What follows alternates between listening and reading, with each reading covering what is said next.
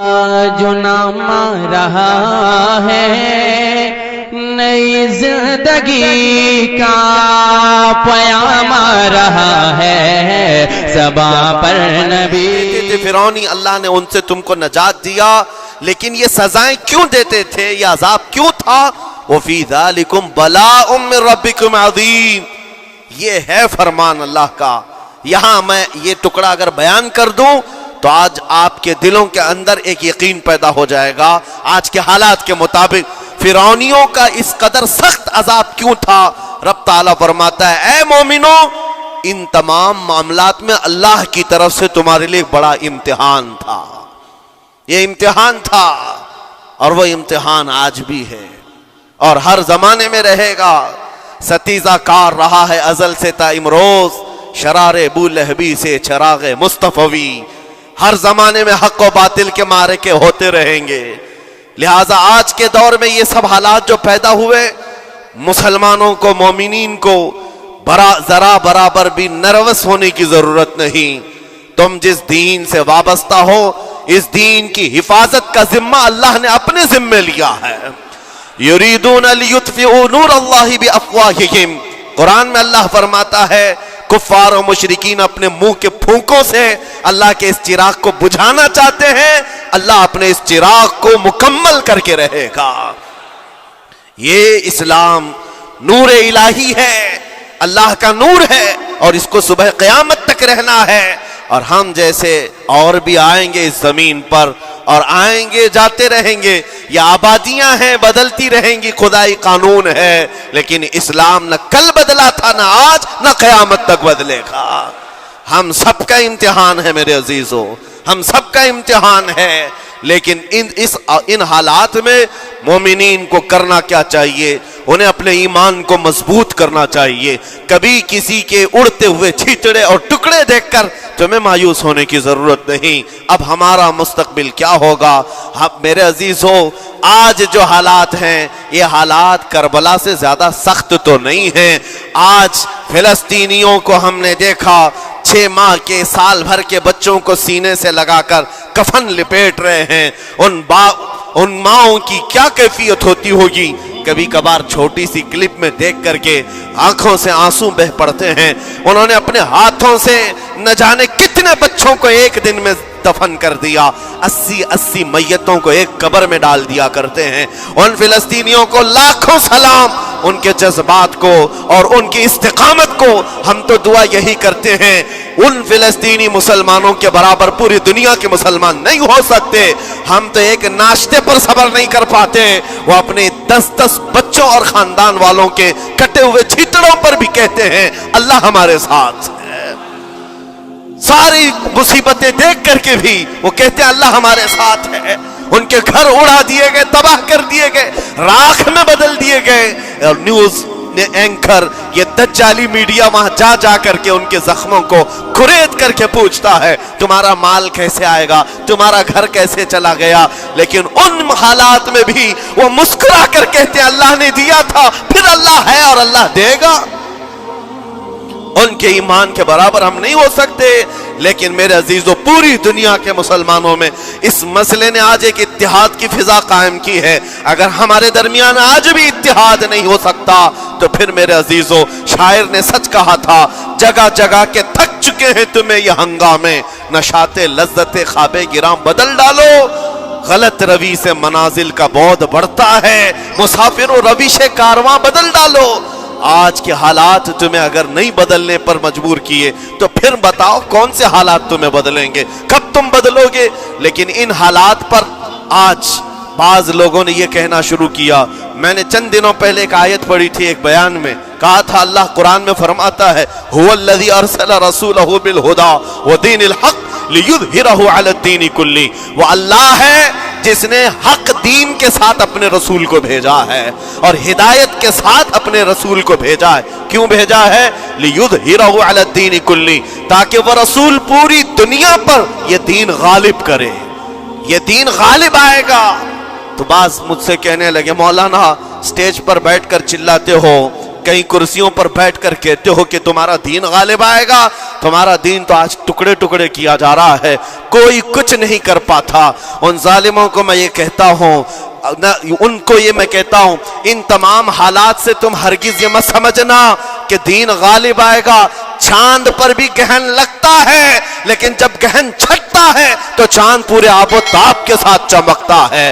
آج اگر امت مصطفیٰ پر گہن لگا ہے تو میں اپنے ان تمام نوجوانوں سے جو ابھی ان فوان شباب میں داخل ہوئے ہیں، ابھی یہ دنیا کو دیکھنے کے قابل بنے ہیں، میں ان سے کہتا ہوں، ان آندھیوں سے، ان طوفانوں سے گھبرا کر کے نہ تمہیں دین بدلنے کی ضرورت ہے، نہ تمہیں اپنا مسلک و مذہب بدلنے کی ضرورت ہے، بلکہ میں یہ کہتا ہوں، نہ گھبراؤ مسلمانوں، ابھی خدا کی شان باقی ہے، ابھی اسلام زندہ ہے، قرآن باقی ہے۔ یہ ظالم کافر کیا سمجھتے ہیں جو روز ہم سے الجھتے ہیں؟ ابھی کربلا کا آخری میدان باقی ہے، ابھی تو کربلا کا آخری میدان باقی ہے۔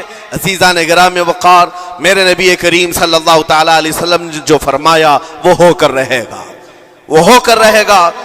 میرے آقا صلی اللہ تعالی علیہ وسلم کا فرمان عالی شان میں سناتا ہوں۔ حضور فرماتے ہیں، لا تزال عصابۃ من امتی یقاتلون علی ابواب دمشق وما حولها وعلى ابواب بیت المقدس لا يضرهم خذلان من خذلهم ظاہرین علی الحق الى ان تقوم الساعة او کما قال رسول اللہ صلی اللہ علیہ وسلم۔ میرے آقا فرماتے ہیں، قیامت تک میری امت میں سے ایک جماعت ایسی ہوگی جو بیت المقدس کے ارد گرد حق کے لیے لڑ رہی ہوگی۔ حضور نے فرمایا قیامت تک لڑتی رہے گی، لیکن ساتھ میں ان کے لیے میرے آقا نے فرمایا پوری دنیا کے برا چاہنے سے ان کا کچھ نہیں بگڑے گا۔ اس کا مطلب کیا ہے؟ اگر آپ ہم سے پوچھتے ہیں کچھ نہیں بگڑے گا، حضور نے فرمایا کچھ نہیں بگڑے گا، لیکن ہم تو دیکھ رہے ہیں ان کے گھر تباہ ہو گئے، بچے مر گئے، چھوٹے بچوں کے سروں سے باپ کا سایہ نکل گیا، کسی کے سامنے اس کی ماں کی تڑپتی ہوئی لاش ہے، اور حدیث میں کہا جا رہا ہے ان کا کچھ نہیں بگڑے گا۔ سب تو بگڑ گیا، مال بھی گیا، دکان بھی گئی، تجارت بھی گیا، گھر بھی گئے، اولاد بھی، رشتہ دار بھی، اور حدیث میں کہا جا رہا ہے کچھ نہیں بگڑے گا۔ میرے عزیزو یاد رکھو، میرے آقا کا فرمان حق ہے، کچھ نہیں بگڑے گا کا مطلب کیا ہے؟ یہ تمام اسباب جانے کا مطلب یہ نہیں کہ بگڑ گیا، بگڑا تو اس کا ہے جس کا ایمان بگڑ گیا، ایمان جس کا گیا اس کا سب بگڑ گیا۔ اور ہم نے ان بچوں کو دیکھا ہے آج، ارے رات کو سوتے ہیں تو انہیں پتہ نہیں ہوتا صبح ہوگی بھی کہ نہیں ہوگی، لیکن اس کے باوجود ایک دل دہلا دینے والی بات میں بتاتا ہوں۔ مصر کی سرزمین سے لوگ پانی کے بوتلیں اور ڈبے اٹھا کر کے بارڈر پر جا رہے ہیں، لیکن فلسطین غزہ کے وہ مسلمان کہتے ہیں اپنا پانی تم رکھو، اللہ کریم ہمارے لیے کہیں سے اپنی ہی زمین سے پانی عطا کرے گا۔ ان کو لوگ کہہ رہے ہیں کیا آپ نہیں دیکھ رہے وقت کا بڑا فرعون روز الٹیمیٹم دیتا ہے 24 گھنٹے میں علاقہ خالی کرو، نکل جاؤ، گھر خالی کرو۔ کیسا ایمان ہے تمہارا کہ آنے والی بڑی بڑی میزائلوں کا اپنے سینے سے مقابلہ کرتے ہیں، اور کہتے ہیں کل سے ہم یہی تھے، آج بھی یہی ہیں اور یہی رہیں گے اور اسی مٹی میں دفن ہو جائیں گے۔ یہ جو استقامت ہے، اسی کو میرے آقا نے فرمایا دنیا ان کا کچھ نہیں بگاڑ سکے گی۔ ایمان اگر مضبوط ہے تو کچھ نہیں بگڑا ہے۔ ارے 6 سال کی بچی، 6 سال کی بچیاں، ٹرینڈ چلا ہوا ہے ان کے محلوں میں، ٹرینڈ چلا ہوا ہے، اپنے اپنے ہاتھوں میں مہندی سے اپنا نام لکھ رہی ہیں، ہنسی خوشی۔ پوچھا ان سے کہ نام لکھنے کا ٹرینڈ کیوں چلا ہے ابھی جنگ کے حالات میں مہندی سے؟ کہتی ہیں کل کو اگر ہم اڑ گئے، چہرہ نہیں ملا، جسم نہیں ملا، ہاتھ اگر بچا ہوا ہو تو نام دیکھ کر ہمارے ماں باپ پہچان تو سکے۔ شہادت کا یہ جذبہ، شہادت کا یہ جذبہ 6 سال کے بچوں میں اگر آیا ہے، یقیناً ان کے سینوں میں ایمان موجود ہے، ایمان موجود ہے۔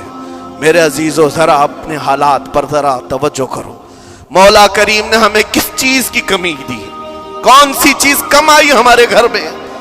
ہم تو مرغن غذائیں روز کھاتے ہیں، آج ہمارے پاس ساری نعمتیں اللہ نے دی ہیں، ہم عیاشیوں کے اڈوں پر پوری رات گزارتے ہیں۔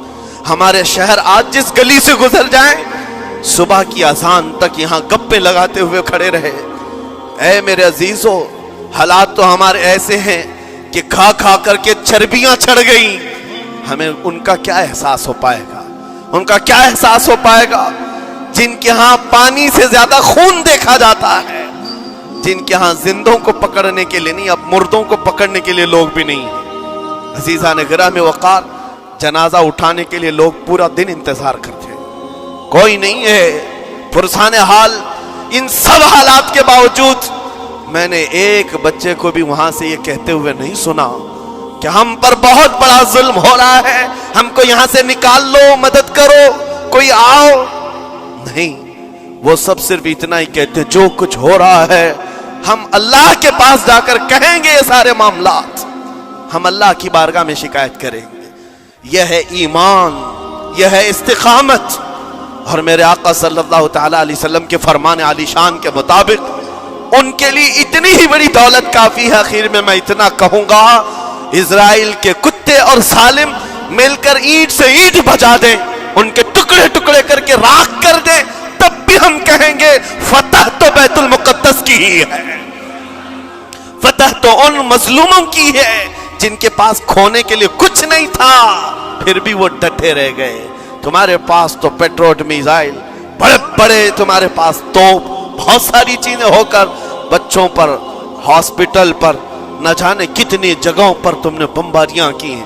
مجھے حیرت ہوتی ہے پوری دنیا آج بھی خاموش تماشائی ہے۔ یہ ظلم نہیں ہے تو اور کیا ہے؟ اور جب ظلم اپنے عروج کو پہنچتا ہے اللہ کی پکڑ آتی ہے، اللہ کا عذاب آتا ہے، اور جب اللہ کا عذاب آتا ہے تو جتنے خاموش تماشائی تھے سب اس عذاب میں گرفتار ہوں گے۔ اس لیے میرے عزیزو، آپ ہم سے اگر یہ پوچھتے ہیں ہمیں یہاں بیٹھ کر کرنا کیا چاہیے، ہم کیسے کریں، تمہارا دل اگر رو پڑا ان کے دردوں سے، یہ بھی لکھا جائے گا، یہ بھی لکھا جائے گا۔ یہ بندہ جا تو نہیں سکتا تھا لیکن اپنے بھائی کے درد میں ایسا بے قرار تھا کہ اس کا کھانا چھوٹ گیا تھا، ایسا بے قرار تھا کہ اس کی نیندیں ختم ہو گئی تھی، یہ بھی لکھا جائے گا اللہ کی بارگاہ میں۔ لیکن یہاں بیٹھ کر کے ہم عیاشیوں پر عیاشیاں کریں، اپنے گناہوں سے کبھی باز نہ آئے، تو پھر میرے عزیزو ان نہتے مظلوموں کے ہم بہت خطرناک قسم کے دشمن کہلائیں گے، جہاں ان کو پانی کا ایک قطرہ نہیں، جہاں ان کے لیے لقمہ نہیں، وہ کسی کا بچا ہوا کچرا کھانے پر مجبور ہے۔ اس وقت ہماری برتنیں کھانوں سے بھری ہوئی ہیں، ہماری دعوتوں میں ہمارے بچے ہوئے کھانے گٹر اور نالیوں میں بہ رہے ہوں۔ ان حالات میں میرے عزیزو پکڑ ہوگی، ہماری بھی پکڑ ہوگی۔ بدلو اپنے حالات، اٹھو وگرنہ حشر نہ ہوگا پھر کبھی، دوڑو کہ زمانہ چال اپنی چل گیا۔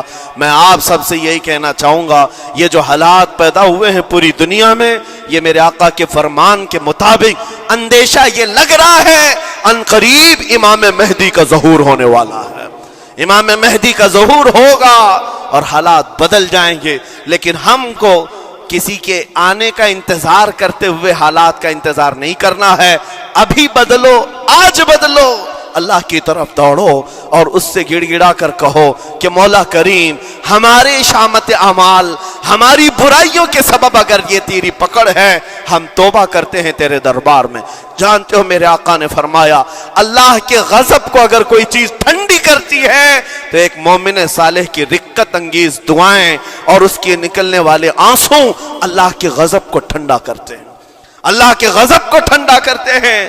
تم گڑ گڑاؤ اس مولا کی بارگاہ میں، یہ نہیں کہ اجتماعی طور پر کسی کے سامنے آپ رو دھو کر چلے گئے یا پھر آپ لوگوں کو دکھانے کے لیے کوئی سٹیٹمنٹ جاری کر دی، نہیں، تنہائی میں بیٹھے ہو، اکیلے میں بیٹھے ہو۔ جیسے کہ کل ایک بہت اچھی چیز میں نے دیکھی تھی، ہمارے علماء نے اعلان کیا تھا پوری دنیا مل کر کے جمعرات کا روزہ رکھے، اس لیے کہ روزہ اللہ کو پسند ہے، اور افطار سے پہلے اگر کوئی دعا کرے، اول دعا ہماری ان مظلوموں کے حق میں ہو، ان ظالموں کے خلاف ہو، مظلوموں کی مدد کے لیے ہو، یقیناً اللہ کی مدد آئے گی، اور آئے گی کیونکہ قرآن بار بار کہتا ہے الا ان نصر اللہ قریب، آگاہ ہو جاؤ، بے شک اللہ کی مدد بہت قریب ہے، اللہ کی مدد بہت قریب ہے۔ عزیزان گرامی وقار، میں انہی تمام باتوں سے اپنی گفتگو کو آج سمیٹتا ہوں۔ آج کے ان حالات میں آپ کی ذمہ داری ہے اپنے ایمان پر مضبوطی سے جمے رہو، استقامت۔ بعض لوگوں کو آج یہ لگتا ہوگا کہ وہاں حالات بگڑے ہیں تو یہ مسلمان کیا کریں گے، کیا کریں گے، ہم کیا کرنے والے، ویسے ہی ہم ختم کیے جا چکے ہیں، ٹکڑے کیے جا چکے ہیں، ہم کچھ کرنے۔ بس تم اپنی زندگیاں بدلو، نشہ سے باز آ جاؤ، اور جتنے خرافات ہمارے محلوں میں آئے اس سے نکالو۔ اللہ کا عذاب آتا ہے، اللہ کی رحمتیں روٹ جاتی ہیں۔ ایک بار ہم بدل لیے تو مولا کریم اپنی رحمتوں کے سائبان فرما دے گا ہم پر، اور بس ہماری تمنا یہی ہے۔ اللہ کریم کی بارگاہ میں دعا ہے، قدیر و جبار خدا کہنے سننے سے زیادہ ہمیں عمل کی توفیق عطا فرما۔ اے رب کریم احسن الخالقین، ہم سب اپنے گناہوں سے سچی توبہ کرتے ہیں مولا، ہمارے گناہوں کی وجہ سے اگر تیری سخت پکڑ ہے تو مولا تو اپنے غضب کو ٹھنڈا فرما دے، تو اپنے غضب کو ٹھنڈا فرما دے مولا، تو اپنے غضب کو ٹھنڈا فرما دے۔ اے کریم خدا، تیرے حبیب کی امت تڑپ رہی ہے، اور ہر جگہ مولا ظلم و ستم کا نشانہ ان غریب مظلوموں کو بنایا جا رہا ہے جن کے پاس ایک وقت کا کھانا بھی باقی نہیں رہا۔ مولا تو اگر مدد نہیں کرے گا تو کون مدد نازل فرمائے گا؟ اے رحمان، ہمارا عقیدہ ہے تو ہی وہ خدا ہے جو ابابیلوں کو بھیج کر ابرہہ کو ہلاک کیا، تو ہی وہ خدا ہے جو بدر میں اپنے نبی کے لیے 5000 فرشتوں کو اتارا۔ اے مولا، تو ہی وہ خدا ہے جو یونس علیہ السلام کو مچھلی کے پیٹ سے زندہ سلامت نکالا، تو ہی وہ خدا ہے جو ابراہیم علیہ السلام کو بھڑکتی ہوئی آگ سے زندہ محفوظ فرمایا۔ اے قدیر و جبار خدا، کل بھی تو حی و قیوم تھا، آج بھی ہے اور ہمیشہ رہے گا۔ ہمارے اس عقیدے کی لاج رکھ لے، اور غیب سے مولا تو اپنی مدد نازل فرما، اپنی مدد نازل فرما، امت مصطفیٰ کے لیے خیر فرما، ہم سب کو امن و امان عطا فرما۔ اے رب کریم، ان ظالموں کو کیفر کردار تک پہنچا دے، مظلوموں کو مولا امن کی سانس عطا فرما۔ ہماری خوشیاں اگر لکھی ہوئی ہے اے رب قدیر، ہماری خوشیوں میں سے ان کو یہ تقسیم فرما دے۔ اے اللہ، ہماری حصے کی خوشیاں انہیں تقسیم فرما دے۔ اے رب کریم، ہمارے امن و سکون کو ان کے درمیان تقسیم فرما دے۔ اے اللہ، ان بلکتی ہوئی ماؤں کی آوازیں ہماری نیندیں اڑا چکی ہیں مولا، ان بچوں کے زخمی چہرے مولا بار بار ہماری آنکھوں کو ترساتے ہیں مولا۔ کب تک یہ تیری آزمائش ہوگی، کب تک یہ امتحان ہوگا؟ اے قدیر و جبار خدا، تجھے تیرے حبیب کی نالین کا واسطہ ان سب کو ظلم و ستم سے آزاد فرما دے۔ اے اللہ، ظلم و ستم سے آزاد فرما، امن و امان عطا فرما، خیر و سلامتی عطا فرما، ہمارے اس ملک عزیز ہندوستان کو امن و امان کا گہوارہ بنا دے۔ اے اللہ، ہم سب کو محبت و آشتی کا پیغام اور الفت و محبت کے ساتھ جینے کی توفیق عطا فرما مولا، ہماری دعاؤں کو حضور کے صدقے قبول فرما۔ وصلی اللہ تعالی علی خیر خلقی محمد وآلہ واصحابہ اجمعین، وآخر دعوانا الحمدللہ۔